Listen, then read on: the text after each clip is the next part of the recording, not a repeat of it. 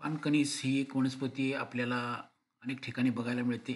रामबाण, जंगली बाजरी किंवा कॅटटेल किंवा बुलरश या नावानं ती ओळखली जाते.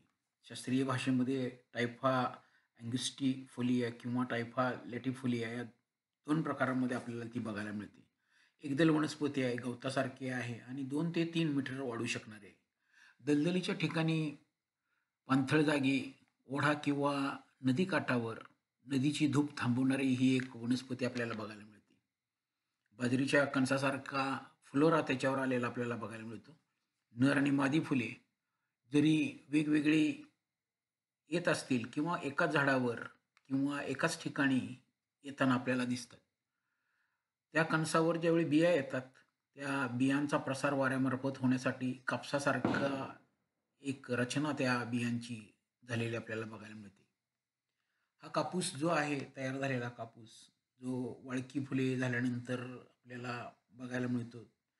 तो कापूस गाद्या किंवा उश्या भरण्यासाठी वापरला जातो. त्याचबरोबर पक्ष्यांना घरट्यामध्ये हा कापूस वापरला गेलेला आपल्याला बघायला मिळतो. ही जी वनस्पती आहे, ही औषधी वनस्पती म्हणून पण ओळखली जाते. अ, कणसामधील मूळभाग जखम लवकर बरा करणारा आहे. त्याचबरोबर त्याच्यामध्ये अतिसार किंवा अल्सरवर किंवा मूत्ररोगावर हा वापरला जातो. कांजिण्यावर पण हा वापरला जातो.